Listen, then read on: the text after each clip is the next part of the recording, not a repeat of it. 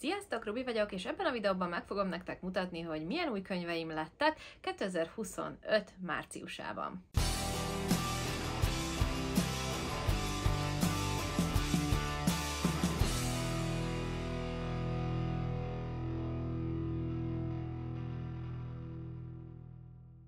Mielőtt még rátérnénk az új könyveimre, szeretném bemutatni nektek ezt a kis dobozkát.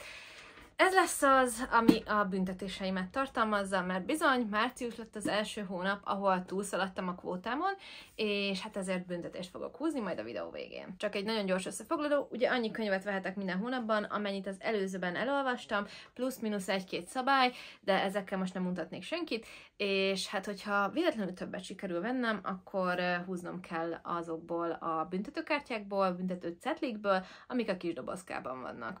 Hát ebben a hónapban sajnos többet is kell majd húznom. De mindent a maga idejében. Elsőként megvettem B. Evil-től az Elítéltek című könyvet, aminek az a különlegessége, hogy nem szimplán élfestett, hanem bizony feketék alapjai is.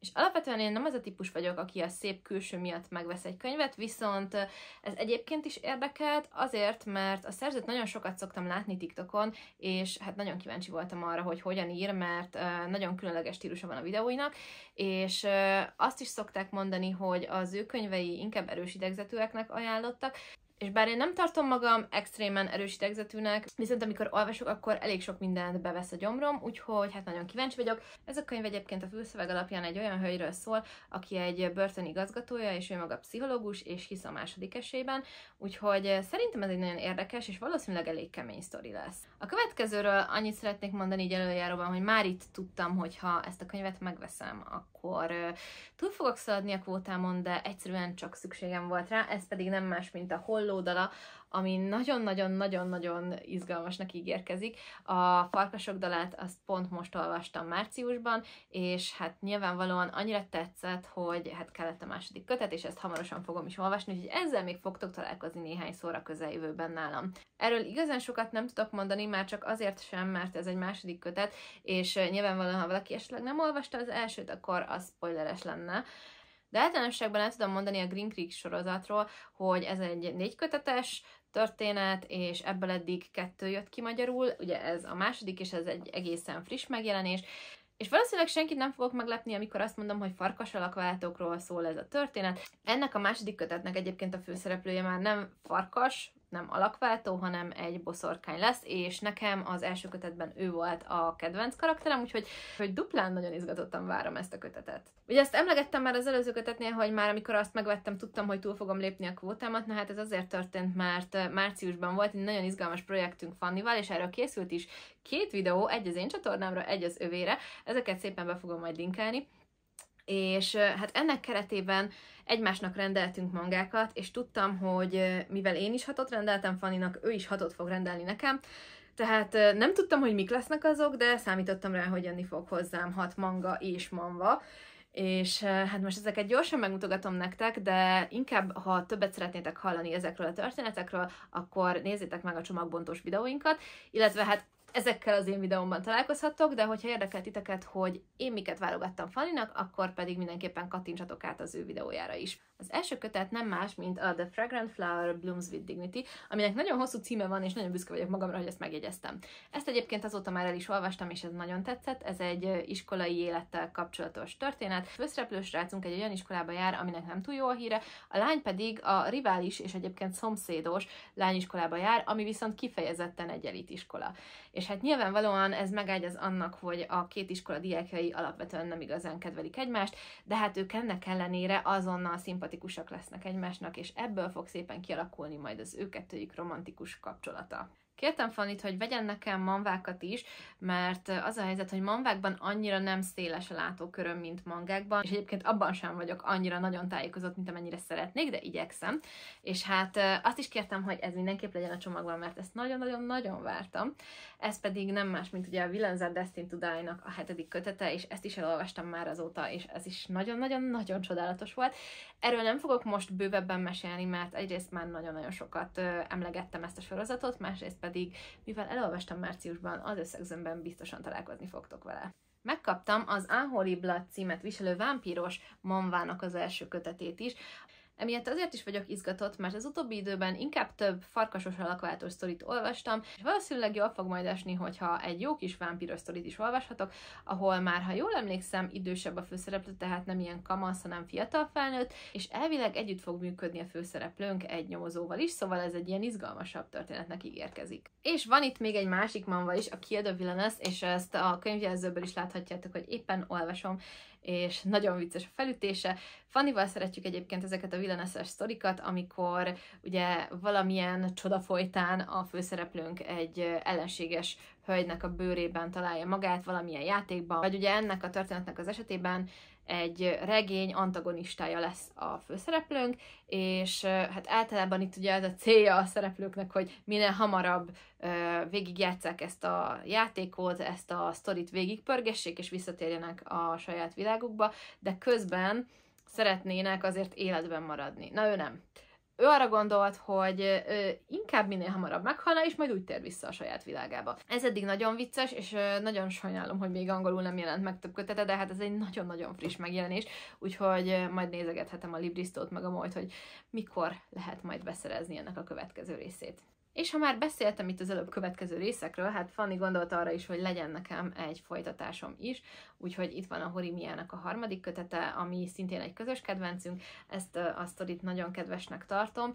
Annyira érdekes, hogy amikor az első részét olvastam, akkor úgy voltam vele, hogy tudok nélküle élni, hogyha lassabban folytatom a sorozatot, vagy ilyesmi, de aztán a második kötet ez még jobban tetszett, és ez azért van egyébként, mert nagyon szerethetőek a karakterei, és ugye ez az a történet, aminek az a felütése, hogy a lány az iskolában elég menő, otthon viszont ugye ő viszi a háztartást, meg ő neveli a tesóját is, gyakorlatilag, mert szülei sokat dolgoznak.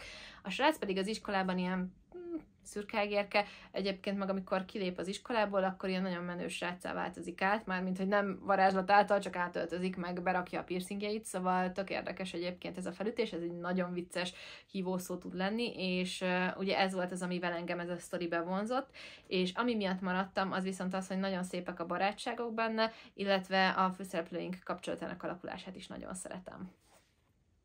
Nem tudom, hogy erről kell még mondanom bármit is, de volt egy My Hero Academia kötet is a csomagban, aminek nagyon-nagyon örülök, és amit mindig el szoktam mondani, amikor erről beszélek, hogy az utolsó oldala ennek a manga kötetnek egy nagyon traumatikus élmény nekem, mert amikor ez a panel kijött annak idején, akkor így néztem, hogy ez fájt, ez nagyon fájt, és most ránézek, és még mindig fáj. És hát ezen kívül is vannak még könyveim, amit kérdezhetnétek, hogy miért rendeltem még egy pakkot, amikor tudtam, hogy túl fogom vele lépni a kvótámat. Hát erre az a válasz, hogy nem tudtam, hogy túl fogom vele lépni a kvótámat, mert úgy volt, hogy ez a rendelés majd csak áprilisban fog megérkezni, tekintettel arra, hogy az egyik könyv előrendelhető volt, de a könyv majd képzel annyira gyors, hogy hamarabb megjelent a kötet, mint amire én számítottam. Szóval van itt nálam még 3 könyv. És hát ezek közül az első, meg is mutatom, mert hát ez van a legtetején, nem más, mint a Bábmesternek a gyönyörű, szép, éldekorált kiadása. Van benne természetesen térkép is, mint ahogyan arról volt is szó, amikor kiderült, hogy jön ez a szép kiadás. És ez az a kötet, amire azt mondom, hogy nem baj, hogy megvan nekem duplikálva, mert ugye megvan már egyszer dedikáltan, megjárta velem Japánt ez a kötet, de ez meg olyan szép, úgyhogy ez kellett, mert ezt a könyvet nagyon-nagyon szerettem. Erről a kötetről egyébként már meséltem korábban, de ismétlés a tudás anyja, úgyhogy nagyon gyorsan eldarálom, hogy miért szerettem nagyon ezt a történetet. Leginkább azért egyébként, mert annyira izgalmas volt, hogy alig tudtam letenni. És folyamatosan olyan érzésem volt olvasás közben, minthogyha a történetnek az utolsó 100 nagyon pörgős oldalát olvasnám a legelejétől. És aztán el tudjátok képzelni, hogy az utolsó 100 oldal mennyire volt pörgős. Imádtam. Nagyon-nagyon jó volt. Azért szerettem annyira, mert ellenségekből szeretők, klisével dolgozik ez a könyv, és pontosan úgy találta el a szerző ezt a történetszálat, ahogyan én szeretem. Pontosan annyira voltak szemetek egymással, amennyi még nekem belefért ahhoz, hogy utána el tudjam képzelni őket majd funkcionális párosként. Bár azért a végén volt egy pár durva dolog, de mindegy, ezt majd meglátjuk a következő kötetben. És mostanra szerintem egyébként nagyjából mindenkinek egyértelmű, hogy én akkor szoktam nagyon szeretni egy történetet, egy könyvet, egy animét, egy bármit, hogyha valamilyen módon a karakterek megfognak maguknak, és mivel itt szimpatikus volt mind a két főhős, nyilvánvalóan a bábmester megnyert magának. És egyébként tekintettel arra, hogy ez a kötet már megvan nekem, és hogy olvastam is, megszavaztattam Instagramon, hogy mit gondoltok, erre is húzzak-e büntetést, és annyira kedves volt a szavazóbázisom, hogy erre nem kell büntetést húznom. Amit egyébként itt is nagyon köszönök azoknak, akik erre szavaztak. Ezen kívül megrendeltem még a Husband Material-t, a férje alapanyagot, ami nyilvánvalóan kellett nekem, mert az első kötetét ennek a történetnek nagyon szerettem, nagyon vicces volt, és hát ott ugye egy párkapcsolat kialakulását követhettük nyomon, itt pedig már valószínűleg ennél egy kicsit komolyabbá fog válni a főszereplőink kapcsolata. Nem tudok róla egyébként nagyon sok mindent, azt igen, hogy 2 évvel az eredeti történet vége után járunk, és egyébként a fülszöveg azt ígéri, hogy 4 esküvő és egy temetés is meg fog valósulni, úgyhogy elég sűrűnek ígérkezik a program. Az utolsó pedig, amit meg fogok nektek mutatni, az nem más, mint az Elrabolt örökös, és egyértelmű volt, hogy ez a könyv kell nekem, már csak azért is, mert nagyon-nagyon szerettem a Kegyetlen herceget, meg hát az egész Levegő népe trilógiát, és hát arra gondoltam, hogy ha ez a könyv megjelenik magyarul, akkor biztosan meg fogom venni. Annyira amúgy nem birizgált, hogy angolul megvegyem, mert úgy gondoltam, hogy vagyok annyira türelmes, hogy megvárjam a magyar megjelenést, mert egy ponton nekem már teljesen egyértelmű volt, hogy ez jönni fog, még akkor is, amikor még nem lehetett róla igazán sok mindent tudni, vagy lehet, hogy már mindent lehetett tudni, csak én nem találtam meg az infót, ez is előfordulhat. Szóval egy a lényeg, ez a Kegyetlen hercegből ismert Jude öccsének a története, és fognak itt megjelenni olyan karakterek, akiket már a Levegő népéből ismerhetünk, úgyhogy nagyon kíváncsi vagyok rá. Hogyha letudtam a farkasos, alakváltós, vámpiros kanyarokat, akkor valószínűleg kész leszek átnyergelni a tündérekre. Ezek voltak tehát a márciusi új beszerzéseim, és ne menjetek sehová, mert még büntetést kell húznom. Mindent összevetve összesen 3 büntetést kell kihúznom, mert ugye a bábmesterre nem kellett húznom, és a többire meg még volt kvótám, úgyhogy hát ez is egy elég szép kör lesz. Vegyesen vannak egyébként a kis dobozkámban olyan feladatok, amik olvasósak, meg olyanok, amik videógyártósak, és hát most egy kicsit félek. Egyébként ezt a dobozt Japánból hoztam, és ebben valamilyen nasi volt, de igazából a doboz miatt vettem meg a nasit, meg odaadtam a családnak. Megvan az első zetlénk. Elolvasni egy könyvet a 2021-es beszerzésekből. Ez azért lesz egyébként izgalmas, mert én nagyon-nagyon rendesen vezetem a molyomat, tehát mindig ott van, hogy melyik könyvet melyik napon vettem, és ezért pontosan tudom, hogy hány könyvet nem olvastam el 2021-ből, meg egyébként a korábbi és későbbi évekből sem, szóval raktam föl néhány ilyet a listámra.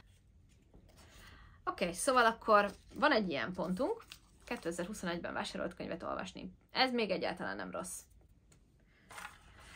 Húzzuk ki a következőt.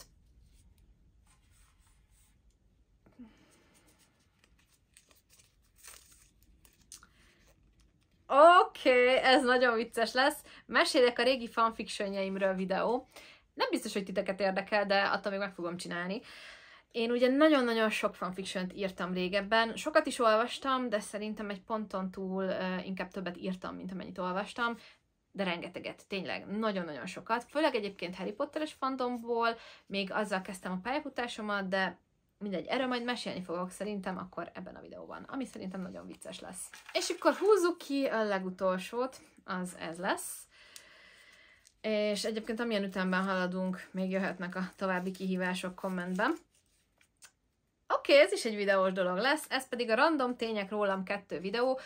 Csináltam már egy ilyet még évekkel ezelőtt, és nagyon élveztem, és elkezdtem összeírni más random tényeket magamról, mert az elsőben egyébként igyekeztem könyves, vagy legalábbis ahhoz kapcsolódó tényeket összeszedni, de annyi random hülyeségem van, hogy szerintem még 3 videót meg tudnék tölteni ezekkel, úgyhogy valószínűleg ezzel hamarosan találkozni fogtok. Most lezártam a kis dobozt, elteszem a szekrény tetejére, és valószínűleg áprilisban találkozunk vele újra, vagy ha ügyes vagyok, akkor nem. Összegezve tehát, itt van ez a 3 kis cetli. A legelső az, hogy el kell olvasnom egyet a 2021-es beszerzéseimből, mesélnem kell videóban a régi fanfictionjeimről, ez szerintem fincsi lesz, és a random tények rólam 2 videót kell majd megcsinálnom, és egyébként azért is örülök, hogy 2 videósat is húztam, mert szeretem ezeket a kreatívabb, izgalmasabb projekteket. Köszönöm szépen, hogy megnéztétek ezt a videót, sziasztok!